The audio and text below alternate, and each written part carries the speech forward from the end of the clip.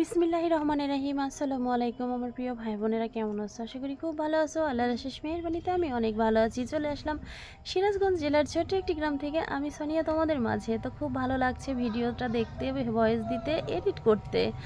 আর দেখো এখন হচ্ছে আমরা কোথায় চলে এসেছি, তোমরা যারা যারা চেনো অবশ্যই জানো।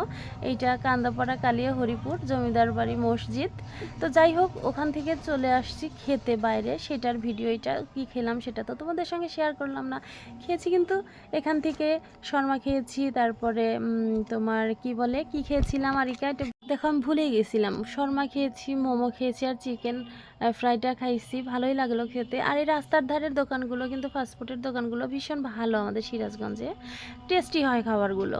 তো যাই হোক, সবাই মিলে এই রাস্তার ধার দিয়ে বসে গেছি। আর দেখো কি পরিমাণে ভিড়, সবাই এই রাস্তার ধারে খেতে আসতেই পছন্দ করে। তো আমরাও খেতে সেখানে বসে আছি। অর্ডার দেওয়া হয়ে গেছে, এখন আমাদেরকে দিলেই আমরা খেয়ে নিব। আর মেয়ের বাবা আমাদেরকে জিজ্ঞাসা করছে বারবার আর কি খাবে, আর কি খাবে। তো বলতেছি কি খাবো কি খাবো, মানে ভেবেই পাচ্ছি না আসলে কি খাবো। অবশেষে বললাম আপাতত শর্মাটা দাও, শর্মাটা খেতে থাকি আর মনে করতে থাকি যে কি খাবো কি খাবো। যাই হোক, এখান থেকে খেয়েছিলাম শর্মা, মোমো, আর হচ্ছে চিকেন ফ্রাই, আরও কি কি যেন খেলাম। তো যাই হোক, ভীষণ মজা ছিল খাবারগুলো। আর দেখো আমরা এখানে বসে গেছি।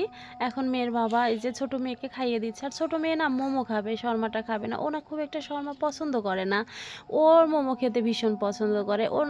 আর আমার আবার একটু শর্মাটা বেশি পছন্দ, বড় মেয়েরও।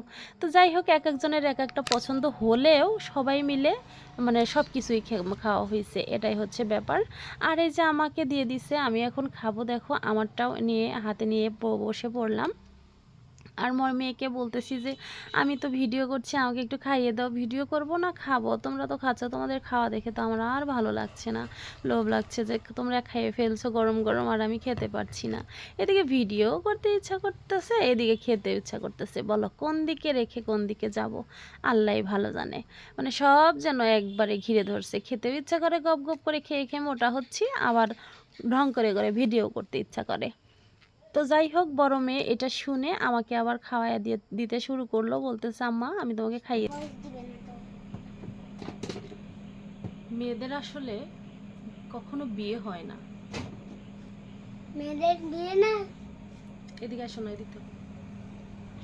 মেয়েদের আসলে কখনো বিয়ে হয় না, বেতনবিহীন একটা চাকরি হয়। যার কোনো বেতন নাই, যার কোনো দাম নাই, যার কোনো সম্মান নাই, সেই নামের একটা বিয়ে হয়।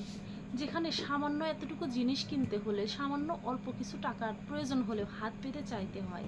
আর সেই টাকাটা দিতে নিয়ে হাজারো প্রশ্ন করে, আর সেই হাজারো প্রশ্নের সম্মুখীন হতে হয় আমাদের মেয়েদেরকে।